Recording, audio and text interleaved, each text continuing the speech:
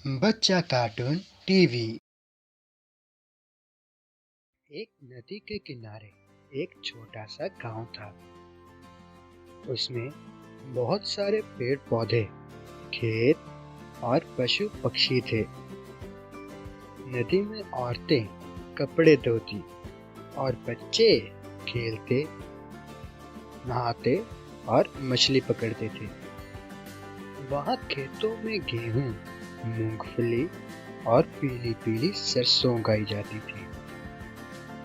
उस गांव में छोटा सा तालाब भी था जहां कमल खिलते थे। बत्तखें और मेंढक भी वहां रहते थे।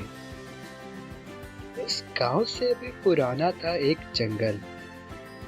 गांव में ये समझते थे कि ये जंगल उनका पुराना दोस्त है, क्योंकि वह उन्हें खाने को फल, घर बनाने को लकड़ी, बीमारी के समय इलाज के लिए जड़ी बूटी और सबको प्यारे लगने वाले फूल भी देता था। जैसे जैसे गांव में लोग बढ़ने लगे, उनको रहने के लिए अधिक मकानों और खेती के लिए अधिक जमीन की आवश्यकता पड़ने लगी। लोगों ने पेड़ काटकर खेत बना लिए। समझदार लोगों ने चेतावनी दी, पेड़ मत काटो, ये हमारे दोस्त हैं। अगर इन्हें काटा गया तो हम परेशानी में पड़ जाएंगे। लेकिन किसी ने भी उनकी बात नहीं सुनी और धीरे धीरे जंगल छोटा और कम होता गया। अब भी गांव के बीच बहुत पुराने दो पेड़ मजबूती से खड़े थे। एक पेड़ था पीपल का।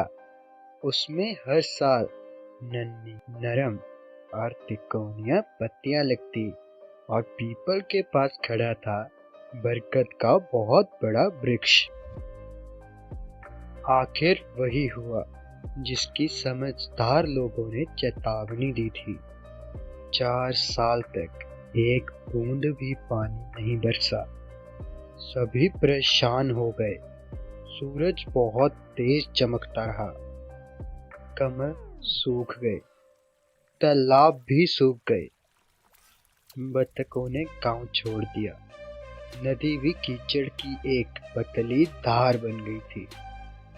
कुछ लोग कहने लगे कि लोगों ने पेड़ काटे हैं, यह मुसीबत इसीलिए आई है।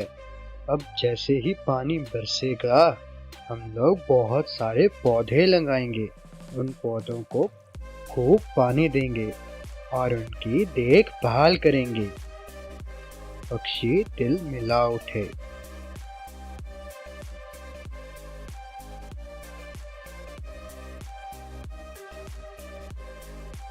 सूखी नदी और सूखने लगी।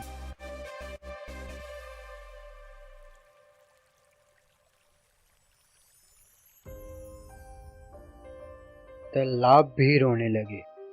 काश पानी बरस जाए। प्यासे मेंढक भी ठहराने लगे।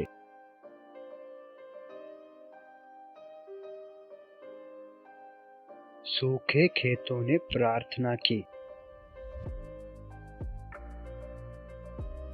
सब लोगों ने हाथ जोड़कर कहा, काले मेघा आ जाओ, पानी बरसा जाओ। फिर एक दिन सबकी प्रार्थना ने ताकत का रूप ले लिया।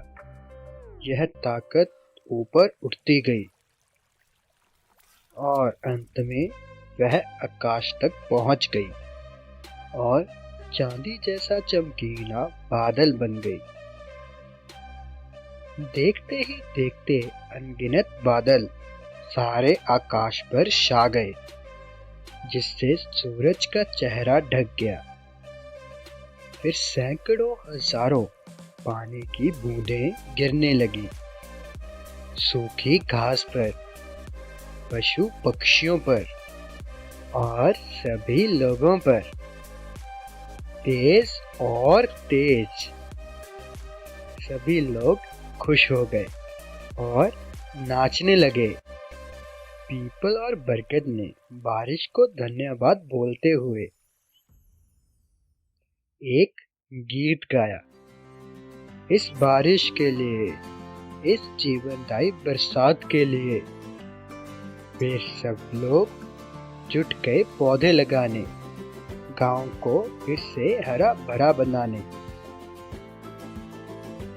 बच्चों, तुम भी अपने घर के आसपास पौधे लगाओ और उनकी देखभाल करो, हरियाली का आनंद उठाओ।